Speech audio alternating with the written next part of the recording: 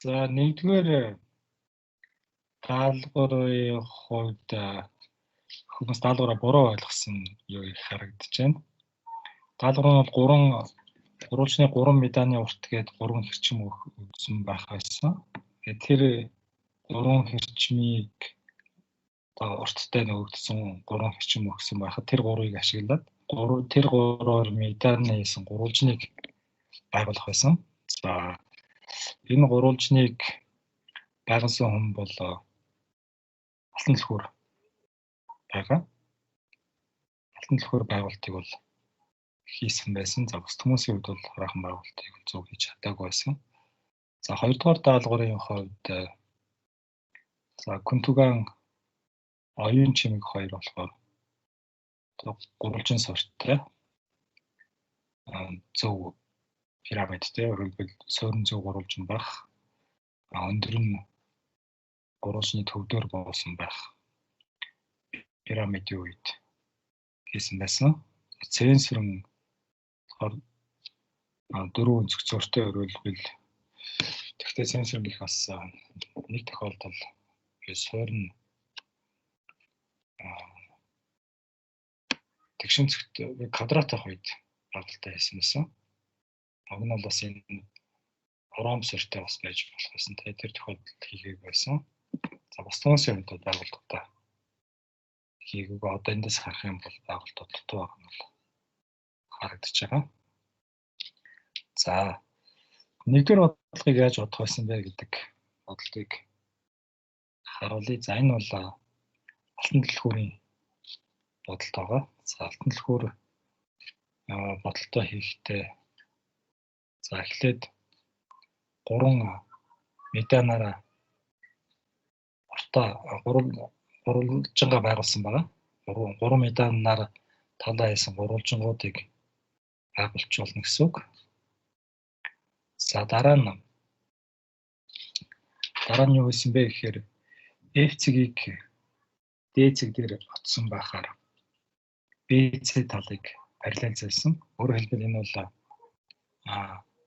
BC талыг энэ FT гэдэг хэрчмийн дагуу параллелизуун гэсэн үг. За ингээд BC хэрчмийг FT хэрчмийн дагуу буюу FC D цэг дээр очсон байхаар параллелизуулт хийсэн гэсэн үг. За дараа нь E цэгийг D цэг дээр очсон байхаар AB хэрчмийг параллелизуулсан байна. За AB хэрчмийг шингээд параллелизуулсан. За тэгээд дараа нь бол AD-г метан байхаар AC-г метан байхаар гурвалжин авч байгаа гэсэн үг. За тэр нь бол энэ А-га B1C гэдэг орон нуттай холбоод ингээ гурвалжин үүсгэж байгаа. За энэ гурвалжингийн хувьд бол AC хэрчим бол энэ гурвалжны B1C хэрчмийн гурвалжингийн одоо метан болно. B1C тал дээр болсон метан болно. За дараа нь B1A гэдэг хэрчим бол BA гэдэг хэрчимтэй параллел зөвс учраас бол тэнцүү тий. Тэнцүү. За тэгээд энэ хоёр хуваагдж байгаа харьцаа нь бол 3-2 гэдэг харьцаатай байж байгаа. За бид түрүү анх энэ 3 цэгийг яаж авснаа хэлэх юм марцсан бай. Энэ 3 цэг бол 3-1, 3-2, 3-2, 3-1, 3-2, 3-1 гэсэн харьцаатаар хуваагдсан байгаа. За тийм учраас бол одоо энд BC хэрчим бол энд B1 B-C хэрчимгөө буухтаа B-D бол нийт B-C гэхээр 3-1 гэж байгаа. D-C бол 3-2 гэж байгаа гэсэн. Тэгэхээр энэ хэрчмүүд бол шууд метанууд болоод буух байсан. За энэ бол Алтан түлхүүрийн хийсэн байгуулалт. Энэ бол нэгдүгээр арга гэж хэлж болно. За хоёрдугаар арга нь бол хоёрдугаар аргыг би дахиад тайлбарлая.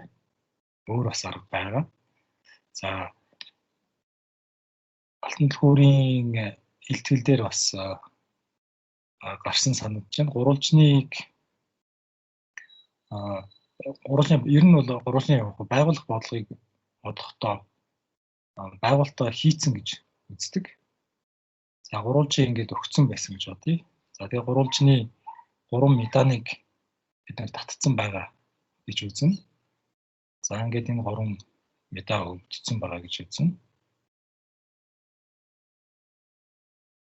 За тэгээ байгуулах бодлогыг боддог гол үндсэн техник маань болохоор үндсэн арга маань болохоор байгуулалтаа хийцэн гэж үзэж байгаад тэгээд шин чанараа судалж байгаад яг бидний тэр анх байгуулах гэдэг төрсийг байгуулахад чухал хэрэгцээтэй шин чанарыг олоод тэрэн дээрээ үндэслэж төрсөө байгуулдаг.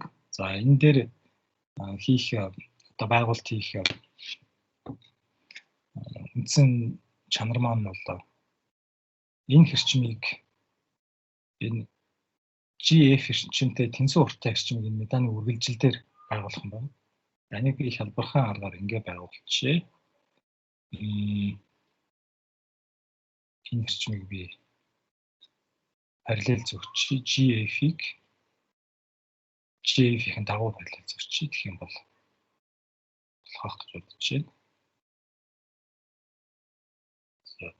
За хоёр удаа ингэж авчия. За энэ C штрих болоод нэрлэхгүй.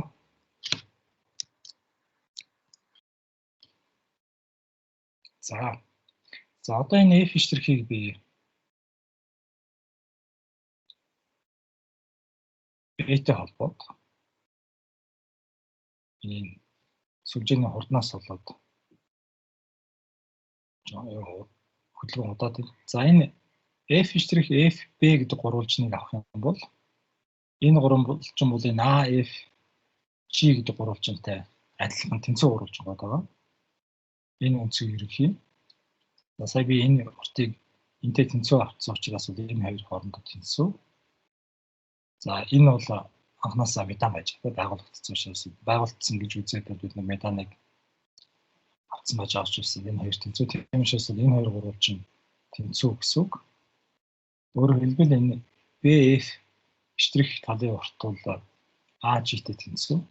За тэгвэл одоо BGF штрих гурвалжинд авах юм бол энэ бол дандаа меданы 3-ны 2 урттай гурвалжин байгаа. BG бол 3-ны 2 энэ том меда. За GF штрих бол энэ том меданы бас 3-ны 2 гэсэн. Энэ хоёр тэнцүү чинь тийм. За сая ярьсан BF штрих бол AG-тэй тэнцүү байж байгаа. Тэгэхээр бол энэ 3-ны нийт медануудын 3-ны 2 урттай гурвалжин байгуулагдсан гэсэн. Тэгэхээр энэ гурвалжныг бол бид нар одоо байгуулж чадна гэсэн. За энэ гурвалжнаа байгуулсны дараа одоо анхныхаа гурвалжны оройнуудыг яаж олох вэ гэхээр жишээлх юм бол энэ оройг олно гэх юм бол одоо энэ гурвалжныхаа меданыг үргэлжлүүлээд нэг B ороос авч байгаа меданыг үргэлжлүүлж хагаад одоо тэнцүү урттай тасна гэсэн үг тийм. Энэ хоёрыг тэнцүү урттай тасчих юм бол энэ А ороо болчихно. За энэ талаа үргэлжлүүлж хагаад 3-ны 1-ээр тасалж чадах юм бол 2-ны 1-ээр энэ хоёроо тэнцүү хувааж 2-ны 1-ээр тасалж чадах юм бол энэ Е-цэг олдчихно. За А-Е-цэг олдсон чинь С-цэгийг байгуулчихно. С-цэгээ байгуулсан чинь Б-цэгийг холбоод ингээ анхны А-Б-цэг олгож чинь үүсэх байсан. За энэ бодлтыг тавих нь дараа нь өдрийн дараа өөрсдөө тусаад дахиад байгуулалт хийх зэрэг. За нэгдүгээр болгоны тайлбар бол юм байна. За хоёрдугаар бодлогыг маш их тайлбарлах уу? За тэгье. Хоёрдугаар бодлогыг тайлбарлая. Саяны бодлогоос асуух зүйл байсан уу? Багч.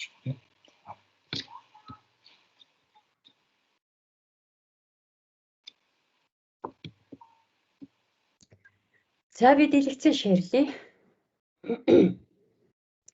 За сая та бүхний ажилласан ажлын утас дээр ороод за хоёрдугаар даалгаврын ажлын утас дээр шууд ажиллаад явъя гэж бодчихъя. За зөв олон үндсэгт суурьтай зөв пирамид байх ёстой. За тэгэхээр зөв пирамидын тэнхлэг болвол олон өнцгтийн төв дээр бол байна гэсэн үг байгаа. За тэгээд олон өнцгтөө байгуулахын тулд яах вэ гэхээр за эндээсээ би энэ суурийн хавтгай дээр зөв олон өнцгтэй эхлээд байгуулъя. За тэгэхээр тулд харагдц хэсгээсээ график хэсгээ нэмж оруулж ирээд за энэ суурийн хавтгай дээр нэг тойрог байгуулъя. За тойргийг бол мэдээж тэнхлэг суурийн олон өнцгтийн төв дээр байна гэж үзээд координат хийхдээ бол төвийг байхаар аваад зөв олон өнцгт маань бол тойрогт багтчих хэвээр. За тэгэхээр тойрогт багтсан зөв олон өнцгт маань олон өнцгтийн өнцгийг яаж тооцож гаргах вэ гэхээр төв өнцгөө хэдэн талтай байгаа юм. Тэр тоонд бол хувааж өгч болно. За тэгэхээр нэг энэ гулсагч байгуулад за гулсагч маань бол за миний нийт тасарчих шиг байна тийм. За гулсагч маань болохоор одоо зүгээр аастай. За гулсагчийн алхам маань одоо зөв олон өнцгт маань 3-аар эхэлдэг учраас гулсагчийн алхмыг 3-аас за дээд нь хэд хүртэл за 50 10 хэд хүртэл за харагдах байдлаараа 10 хүртэл явуулчих да. Энэ гулсагчийнхаа дээд хэмжээг бид нар хэд гэж өгөхөөс шалтгаалаад n-ийг дураар хөдөлгөж гүйлэх гэдэг байгаа байхгүй. За тэгээ алхам нь мэдээж бод 1 байна. За ингээд бид нар натурал тоон юм гулсагчтай боллоо. Тэгэхээр энэ гулсагч маань зөв олон өнцгтийн маань талын тоог заанаа.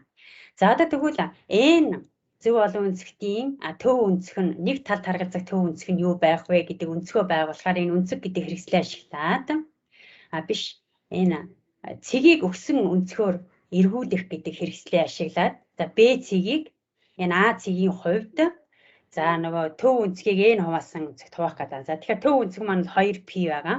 Ардын хэмжээнээр үгүй. За тэрийг бол n гэсэн нөгөө гулсагчтай хуваагаад өчнө.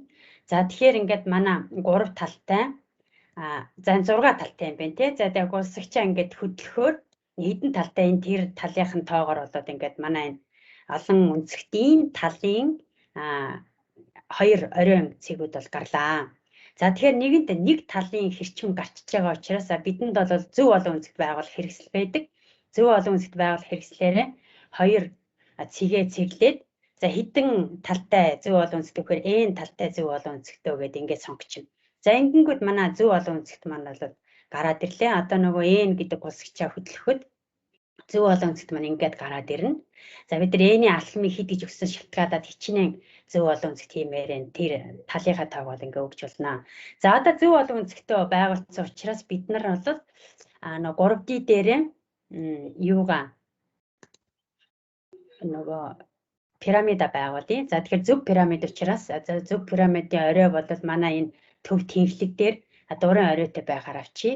За тэгэхээр суурийн олон өнцөгт тэгээд оройн цэгээ сонгоод пирамид байгуулах гэдэг хэрэгслээ итгэжүүлээд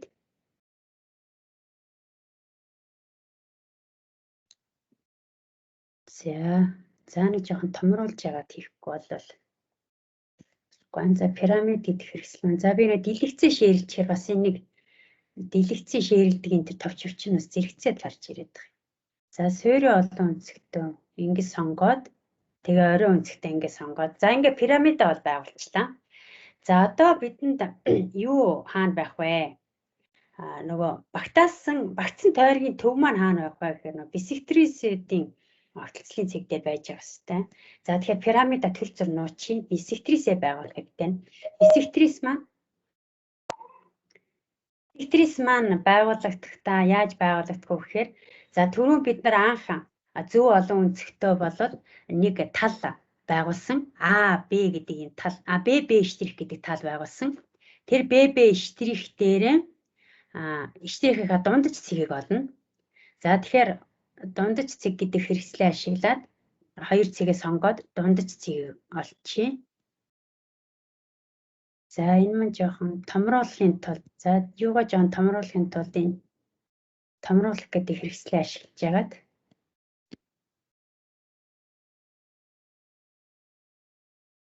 за энэ томруулдаг шилээ дарж байгаа дэлгэцээ жоохон юугаа ойртуулъя. энэ олон үнцгтийнхаа юу гэж ойртуулъя. За энэ дундаж цэг маань энэ гэд гараад ирсэн байна. За тэгэхээр энэ дундаж цэг энэ суурийн цэгүүдээс бисектрисээ байгуулна. За тэгэхээр бисектрисийг байгуулдаг хэрэгсэл маань бол энд. За бисектрисийг байгуулахын тулд юу хэрэгтэй юм байна? Бид нар энэ хавтлагыг хажуу талаас нь харах хэрэгтэй юм байна. За тэгэхээр энийг саяны дундаж цэгийг дайрсан, координат ихийг дайрсан, пирамидын ойрог дайрсан нэг гурвалжин байгуул юм. Тэгээ энэ гурвалжиныг x хажуунаас нь харах гэдэг хэрэгслээр юу яа? Харъя. За тэгэхээр маус 2-оо дараад энэ T1 гэдэг энэ хавтлагыг бол 2D шиг харахаар энэ болоод ингээд 2D шиг харагдаад ингээд гараад ирлээ. Энэ дээрээ бид нэр L, M, A гэсэн энэ үнцэг дээрээ бисектрис байгуулах юм. За бисектрис байгуулах хэрэгсэл маань энэ байж гин. L, M. За цэгээ буруу цэглэж шиг бол та.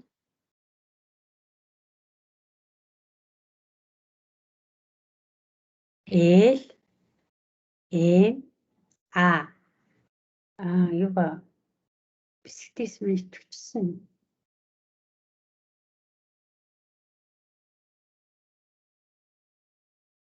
Ямар цэг яваад байна?